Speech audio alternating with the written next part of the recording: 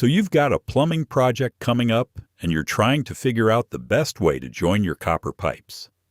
Maybe you've heard about ProPress fittings, maybe someone told you SharkBite push fittings are the easy route, or maybe you're old school and you want to stick with soldering. But here's the real question. Which connection is actually the strongest? That's exactly what we're going to find out today.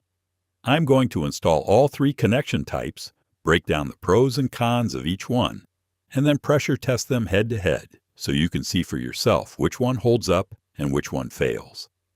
And if you stick around to the end, I've got a bonus tip on how to choose the right connection method for your specific situation that could save you hundreds of dollars in the long run. Let's get into it. Joining copper pipe is one of those fundamental plumbing skills that every homeowner benefits from understanding, even if you never pick up a torch. Knowing how each connection method works, where it shines, and where it falls short puts you in a much better position whether you're doing the work yourself or hiring someone. So before we start installing anything, let's talk about what's actually going on inside each of these fittings. All three methods accomplish the same basic goal. They create a watertight seal between a fitting and a copper pipe. But how they get there is completely different, and that difference matters a lot when pressure enters the equation. Starting with solder, this is the traditional method that plumbers have relied on for decades. You heat the joint with a torch, apply solder, and it wicks into the gap between the pipe and the fitting through capillary action. Once it cools, you've got a metallic bond that essentially fuses the fitting to the pipe. There's no gasket, no O-ring, no mechanical grip. It's metal bonded to metal, and when it's done right, that joint is incredibly strong. The trade-off is that it requires an open flame, flux, solder, and a fair amount of practice to get consistent results. Now, ProPress fittings work differently. These use a stainless steel body with an O-ring inside. You slide the fitting onto your pipe, and then you use a specialized pressing tool to crimp the fitting permanently onto the copper. That crimp compresses the O-ring against the pipe for your watertight seal, and the metal-on-metal crimp gives you serious mechanical strength. The fitting isn't going anywhere once it's pressed. No flame, no flux, no solder. The catch is the tool. A manual press tool runs you around $100, and the electric models that professionals use cost over $1,000, with most sitting right around $2,000. That's a big investment for a homeowner. Then you've got SharkBite push fittings. These are the most beginner-friendly option out there. No special tools, no flame, no pressing tool. You literally push the fitting onto the pipe and you're done. Inside the fitting, there's an O-ring for the seal, a yellow plastic retainer that holds everything in position, and a metal grip ring with teeth that bite into the copper to keep the pipe from pulling out. Sounds great, right? Well, the convenience comes at a cost when it comes to long-term reliability, and we're going to see exactly why during our pressure test. All right, let's start with the first step, which is preparing your copper pipe. This applies to all three connection methods, and I cannot stress enough how important this is. Bad prep is the #1 reason any of these connections fail, whether it's solder, press, or push fit. Every single method requires clean, round, deburred pipe to work properly. Here's what you're going to do. Cut your pipe using a copper tubing cutter. I prefer the standard rotary style. Give it smooth, even rotations, and don't crank the knob too hard between passes, or you'll create an egg-shaped cut. Once you've made your cut, grab a deburring tool, or even just a half-round file, and clean the inside edge of the pipe. That little ridge of copper left from cutting can block water flow, and more importantly, it can damage the O-rings inside press and push fittings. Next, clean the outside of the pipe with emery cloth or a pipe cleaning brush. You want about 1.5 inches of bright, shiny copper. No oxidation, no fingerprints, no grime. For soldering, this step is absolutely critical because solder won't bond to dirty copper. But honestly, even for press and push fittings, Clean pipe gives you a better seal against those O-rings. I clean the pipe the same way every single time, regardless of which connection method I'm using. It takes 30 seconds and it eliminates a whole category of problems. Quick pro tip here. After you clean the pipe, don't touch the cleaned area with your bare hands. The oils from your skin can interfere with the solder bond, and over time, they can even degrade O-ring seals. Just grab the pipe behind the cleaned section and you're good. Now let's install our soldered connection. This is the one that intimidates most people, but once you get the hang of it, it's actually very satisfying work. You'll need a propane or MAP gas torch, lead-free solder, flux, a flux brush, and your emery cloth that we already used for prep. Start by applying a thin, even coat of flux to the outside of the pipe and the inside of the fitting. Flux is what allows the solder to flow into the joint. Don't go overboard. A light coating is all you need. Too much flux can actually cause problems by dripping inside the pipe and creating green corrosion spots down the line. Slide the fitting onto the pipe and give it a slight twist to spread the flux evenly. Now fire up your torch. You want a medium-sized flame, not a roaring jet. Aim the flame at the fitting, not the pipe. This is a mistake I see a lot of people make. You want the fitting to draw the heat, which then transfers to the pipe and pulls the solder into the joint through capillary action.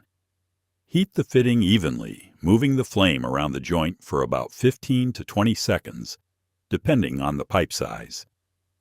For a half-inch joint, it doesn't take long at all. Here's how you know it's ready. Touch the tip of your solder wire to the joint on the opposite side from where you're applying heat. When the copper's hot enough, that solder will melt on contact and get sucked right into the joint. You'll see a bright silver ring appear all the way around the fitting. That's what a good solder joint looks like. If the solder just sits there and blobs up, the pipe isn't hot enough yet. Give it a few more seconds of heat and try again. One more thing on soldering. Make sure you wipe the joint with a damp rag while it's still warm. This removes excess flux and gives you a clean, professional-looking joint. Let it cool naturally. Don't hit it with cold water to speed things up, or you can crack the solder. From personal experience, the biggest mistake beginners make with soldering is overheating. If you see the flux turn black and start smoking heavily, you've gone too far. The flux has burned off, and solder won't flow properly into that joint anymore. You'll need to take the fitting apart, re-clean everything, reflux, and start over. It's frustrating, but it's better than a leak inside your wall. Keep the heat moderate and be patient. The solder will flow when it's ready. All right, with our soldered joint done and cooled, let's move on to installing the ProPress connection. This is where things get interesting. Just like with soldering, proper pipe preparation is crucial, and we've already covered that. But there's one extra thing you need to do with press fittings. Slide the press fitting onto the pipe as far as it will go. Then take a permanent marker and draw a line right at the edge of the fitting where it meets the pipe. This mark serves as your inspection line. After you press the fitting, you can look at that mark to verify the pipe didn't slip during the pressing process. If the mark is moved, something went wrong and you need to redo it. It's a small step that takes 2 seconds, and it's part of every professional installation. Now here's the part that makes some people hesitate: the tool. Like I mentioned earlier, you've got 2 options. The manual press tool looks like a big pair of hydraulic pliers. You position the jaws around the fitting, and then you pump the handle until the jaws fully close and crimp the fitting onto the pipe. It takes maybe 30 seconds of pumping, and you'll feel it lock in place when it's done. The electric press tool is faster and easier. You position the jaws, press the button, and it does the work for you in about 4 seconds. Either way, the result is the same. That fitting gets permanently crimped onto the pipe. The metal deforms around the copper, and the O-ring inside gets compressed tight against the pipe's surface. Once it's pressed, that fitting is not. coming off. You'd have to cut it out to remove it. And that's actually one of the strengths of this system. There's no way for it to work loose over time. I'll be honest with you, if you're a homeowner doing a one-time repair, spending $2,000 on an electric press tool doesn't make a lot of sense. But here's what a lot of people don't know. You can rent these tools from most home improvement stores or plumbing supply houses for around $50 to $75 a day. That changes the math completely. You get all the speed and reliability of press fittings without the massive upfront cost. Here's our completed ProPress connection. You can see how the fitting is permanently deformed around the pipe. There's zero play, zero movement. Compare that to what we're about to install, and the difference becomes obvious. Hey, if this is helping you figure out which fitting to use on your next project, hit subscribe so you don't miss the next one. All right, let's keep going. Now, let's install the SharkBite push fitting on our test piece. This is by far the easiest installation of the three. No torch, no press tool, no special anything. After your pipe is cut, deburred, and cleaned, you just grab the fitting and push it straight onto the pipe as far as it will go. That's it. You'll feel it grab, and you might need to give it a firm push to get it fully seated. But that's the entire installation. Now here's what's happening inside that fitting when you push it on. The metal grip ring with those little teeth bites into the outside of the copper pipe. That's what keeps the pipe from pulling back out. The O-ring creates your watertight seal, and that yellow plastic retainer holds the whole assembly together inside the fitting body. It works, and for low-pressure applications or temporary repairs, it's genuinely convenient. But let's compare them side by side for a second. Look at the press fitting. It's locked onto that pipe. You cannot rotate it. You cannot wiggle it. You cannot move it at all. Now look at the SharkBite. You can rotate it freely on the pipe after installation. That rotation is possible because the seal relies entirely on that O-ring and plastic retainer rather than a mechanical crimp. The pipe is being held by those small teeth on the grip ring, but there's inherent play in the connection. That play is what makes a lot of experienced plumbers nervous about using push fittings in permanent installations, especially behind walls or in areas you can't easily inspect. All right, now for the part you've been waiting for. Let's set up and run our pressure test to see which connection actually holds up under stress. I've got our test piece clamped securely into a bench vise. On one end, we have the ProPress fitting. On the other end, we have the SharkBite push fitting. And in the middle, we have our soldered joint. All three connections are on the same piece of pipe, so they're all experiencing the same pressure at the same time. This keeps the test fair. First, I'm filling the entire assembly with water right to the top.